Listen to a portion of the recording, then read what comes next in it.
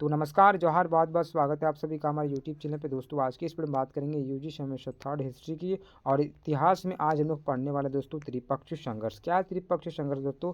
इस पे मैंने एक वीडियो बना दिया है, ये हमारा आज दूसरा वीडियो है दोस्तों त्रिपक्षीय संघर्ष का। अगर आप सभी ने पहला वीडियो नहीं देखा है तो जाकर चैनल पर देख लीजिएगा दोस्तों, क्योंकि उसमें मैंने बताया था किस प्रकार से जो तीन वंशों के बीच ये चल रहा था संघर्ष, जैसे कि गुर्जर प्रतिहार हो गया, राष्ट्रकूट हो गया, पाल वंश हो गया। तो इन तीनों वंशों के बारे में थोड़ा-थोड़ा जानकारी मैं देने का प्रयास किया था उस वीडियो में। और ये बताया था कि जो ये त्रिपक्षीय संघर्ष है वो क्यों हुआ? इसका पीछे का जो होने का जो रीज़न है, वो जो कारण है, वो क्यों हुआ? उसको मैंने बताने का प्रयास किया था। कन्नौज के बारे में थोड़ा मैं बताया कि कन्नौज को लेकर तो वो चलता है संघर्ष। आखिरकार कन्नौज में क्या थी जिस कारण से ये पूरा का पूरा वो सब लोग कन्नौज पे ही शासन चलाना चाहते थे। ठीक है? तो वो आप लोग सबसे पहले देख लीजिए। अब देखेंगे त्रिपक्षीय संघर्ष दोस्तों। देखिए, त्रिपक्षीय संघर्ष है वो 4 चरणों में होता है। कितने चरणों में दोस्तों? 4 चरणों में त्रिपक्षीय संघर्ष चलता है। तो अब मैं बताने वाला हूँ आप सभी को कि कौन-कौन से जो 3 वंश रहे हैं और तीनों वंश में जो शासक आए हैं, वो किससे-किससे युद्ध करता है। ठीक है? उसे हम लोग समझने का प्रयास करेंगे। तो सबसे पहले देखेंगे दोस्तों पहला चरण। पहला चरण में क्या था दोस्तों? देखिए, जो गुर्जर प्रतिहार वंश है, गुर्जर प्रतिहार वंश के जो शासक थे वो वत्सराज थे। तो आपको याद रखना है, गुर्जर प्रतिहार वंश के शासक थे वो वत्सराज थे। और जो पाल वंश आप देख पा रहे हैं दोस्तों, पाल वंश से जो शासक थे वो धर्मपाल थे। और राष्ट्रकूट वंश से जो शासक थे वो ध्रुव थे। तो याद रखना है, गुर्जर प्रतिहार वंश, ठीक है, वत्सराज, पाल वंश, धर्मपाल और राष्ट्रकूट वंश से ध्रुव थे दोस्तों। ठीक है? देखिए, कन्नौज में इंदिरा युद्ध का शासन चल रहा था, आप सभी को पता है। वहाँ पे जो शासन कौन चला रहे थे? वो इंदिरा युद्ध चला रहे थे। लेकिन बात क्या है कि वत्सराज और धर्मपाल दोनों राजाओं का दृष्टि कन्नौज में था। ठीक है? जो आप देख पा रहे होंगे वत्सराज, ठीक है, जो कि कन्नौज वंश का शासक है, और जो धर्मपाल, ये दोनों का जो दृष्टि है ना, पूरा का पूरा ये कन्नौज पे चल जाता है कि भैया कन्नौज को हम लोग यहाँ पे अपना ये बनाएंगे, राजधानी बनाएंगे, यहाँ पे हम शासक करेंगे, है ना। तो यहाँ पे लूटेंगे, इस तरह करके ये मनसा ये लोग कराता है, क्योंकि कन्नौज आपको मैंने बताया था किस प्रकार से वहाँ पे सारा कुछ है ना। तो दोनों का दृष्टि कन्नौज पे चला जाता है भैया कि कन्नौज पे मैं यहाँ पे शासन करूँगा। ठीक है? तो इधर धर्मपाल भी, इधर वत्सराज भी। तो इसी दौरान क्या होता है कि वत्सराज ने क्या किया, वत्सराज और इंदिरायुध के बीच एक भीषण लड़ाई हुई। ठीक है? जिसमें वत्सराज जीत गया। तो क्या हुआ, जब वत्सराज जो चाहता था कि मैं यहाँ पे शासक करूँगा, शासन चलाऊँगा, यहाँ का शासक बनूँगा, तो वत्सराज और इंदिरायुध इन दोनों के बीच में क्या होता है, युद्ध चलता है, जिसमें क्या होता है, वत्सराज जीत जाता है। यानी कि प्रतिहार वंश के जो शासक हुए वत्सराज, वो यहाँ पे जीत जाता है दोस्तों। ठीक है? उसके बाद क्या हुआ कि इंदिरायुध को सामंत राजा के रूप में दोबारा नियुक्त कर दिया गया। देखिए, जीत गया प्रतिहार वंश शासक वत्सराज, लेकिन क्या किया उसको, जो इंदिरायुध है इसको ही सत्ता दे दिया और बोला कि तुम सामंत राजा के रूप में यहाँ पे रहो। ठीक है? तो दोबारा उसको नियुक्त कर दिया सामंत राजा के रूप में। आप सभी को पता है सामंत किसे कहते हैं। तो सामंत का मतलब अगर मैं बात करूँ बहुत ही संक्षेप में, छोटे अगर मैं बात करूँ तो किसी की अंदर में काम करना। ठीक है? किसी के अंदर में काम करना, वही हमारा क्या होता है, सामंत हो जाता है। ठीक है? देखिए, हालांकि जीता कौन, वत्सराज, और ठीक है, लेकिन राजा भी कौन है, इंद्रायुध। क्यों? क्योंकि देखिए, जीता वो उसी का अंदर में काम कर रहा है, यानी कि इंद्रायुध उसको अपना वो मान रहा है बड़ा, वो टैक्स वगैरह और कुछ अन्य चीज़ें वो दे रहा है वत्सराज को। ठीक है? तो जीता वत्सराज, लेकिन सामंत राजा कौन है, इंद्रायुध। ठीक है? उसी का अंदर वो इंद्रायुध अभी शासक बना है। क्लियर? तो चलिए, उसी का अंदर काम कर रहा है ना, तो वो हमारा कोई सामंत राजा। यहाँ पे दूसरा बोल सकते हैं हम लोग कि कन्नौज वत्सराज के अधीन हो जाता है। तो आप सभी को पता है, अब कन्नौज किसके अधीन है, इंद्रायुध के? नहीं, इंद्रायुध शासक है यहाँ पे, लेकिन कन्नौज अभी वत्सराज के अधीन हो जाता है। ठीक है? क्योंकि वो जीता था। ठीक है?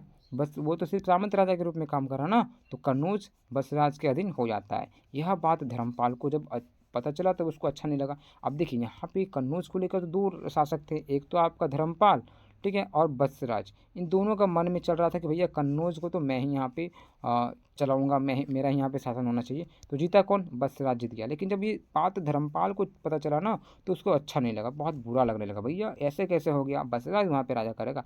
भैया मैं देता जाता हूँ, अभी यहाँ पे क्लियर कर देता हूँ क्या बात है। तो इसीलिए क्या किया कि इसलिए धर्मपाल वत्सराज पर हमला दे बोल दिया, अब मार। ठीक है? बोला क्या, तुम यहाँ पे शासन कराएगा, हम यहाँ पे जूठे मुठ्ठे रहेंगे, है ना। तो इसलिए क्या किया, धर्मपाल वत्सराज पर हमला कर दिया।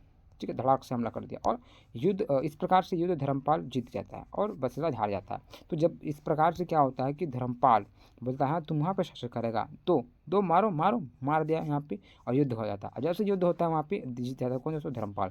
तो यहाँ पे क्या परिणाम निकलता है कि धर्मपाल जो है वो यहाँ पे जीतता है, और जो प्रतिहार वंश के शासक थे वत्सराज, वो यहाँ पे हार जाता है दोस्तों। यहाँ तक क्लियर हो गया। ये हमारा हो गया पहला चरण। पहला चरण में कौन जीता दोस्तों, ये। अब यहाँ पे शासक कौन है, धर्मपाल, यानी कि पाल वंश के शासक धर्मपाल।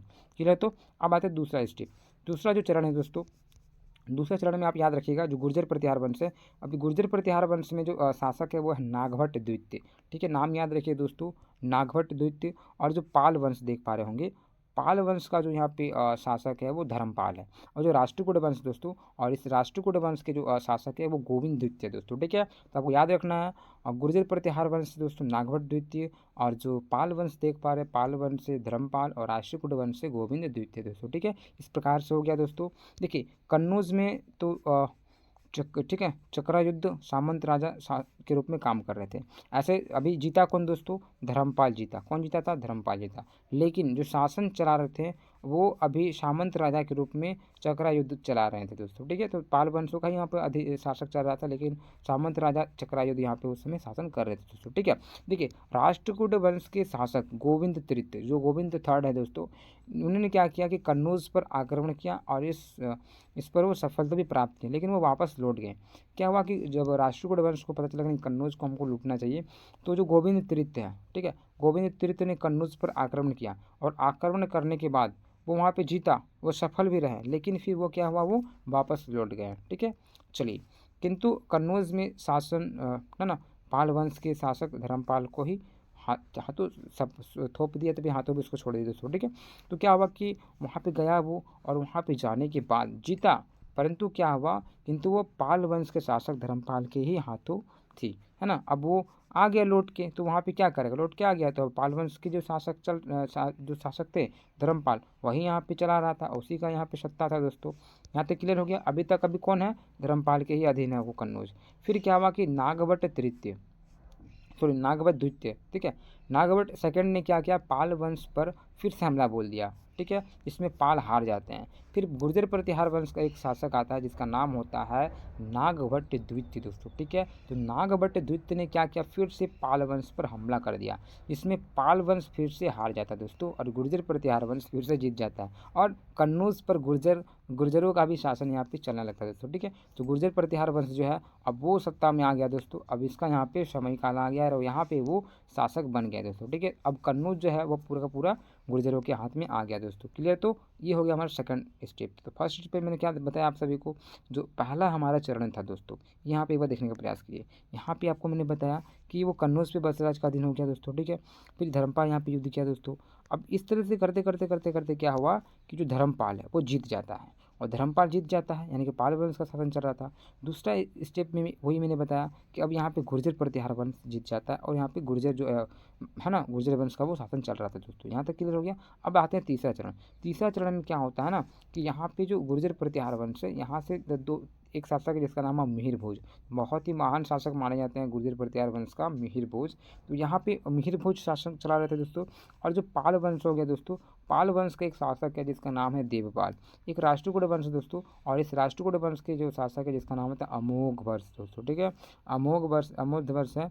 तो ये आप लोग तीन नाम याद रखने का प्रयास कीजिए। गुर्जर प्रतिहार वंश से दोस्तों मिहिर भोज, पाल वंश से देवपाल, और राष्ट्रकूट वंश दोस्तों अमोघ वर्ष है। ठीक है, अब तीसरे चरण में क्या होता है कि अभी तक तो आप सभी को पता है जो गुर्जर का जीत हुआ, तो गुर्जर ही यहाँ पे शासन चला रहे होंगे। तो कन्नौज में नागभट्ट शासन कर रहे थे, है ना।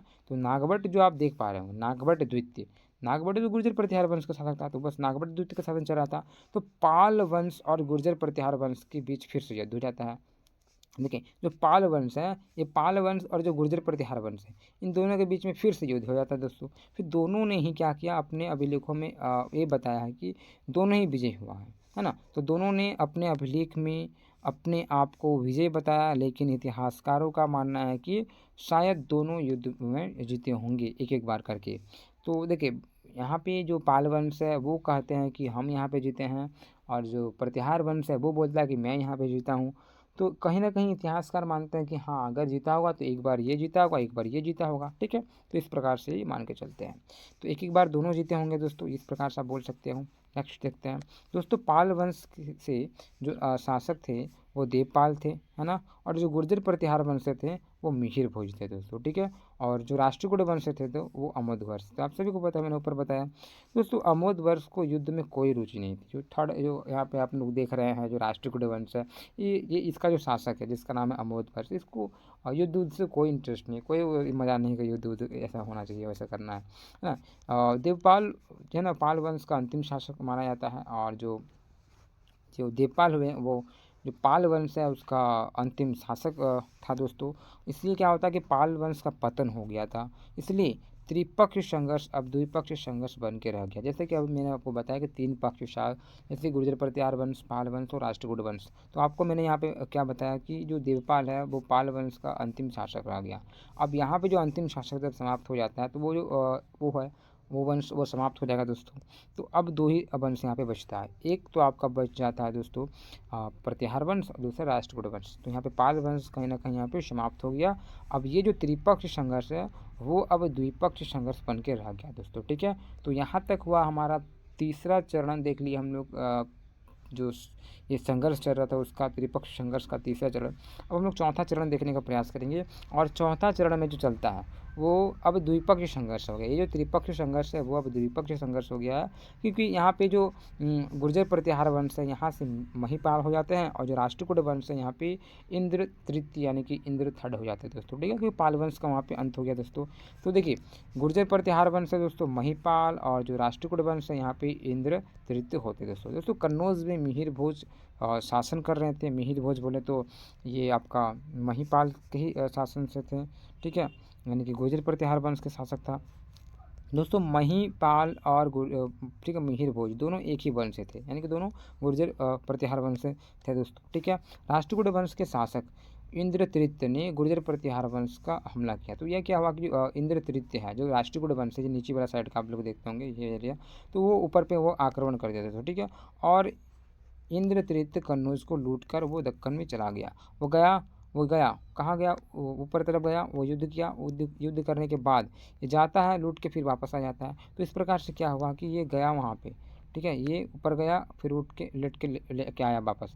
तो देखिए यहाँ पे इतने सालों तक जो युद्ध चला, इतने भीषण जो संघर्ष चल रहा है, कभी ये इसको मार रहा है, कोई वो इसको मार रहा है, कभी ये इसको मार रहा है, कभी वो इसको मार रहा है, और इस तरह करके जो सक रहा है लूट रहा है, लूटते लूटते लूटते भैया लूटते लूटते तो कुछ बचना चाहिए कि नहीं बचना चाहिए, वहाँ पे बचेगा तब ना उसके लिए। तो इस तरह करके क्या हो गया कि सारा धन संपदा आदमी को समस्या, तो धीरे धीरे वहाँ पे सारा का रिसोर्स संसाधन धीरे धीरे वो मार्केट डाउन हो गया। बोले तो नहीं अब यहाँ पे क्या जाऊँ, वहाँ पे सारा धन लूट चुके हैं ना।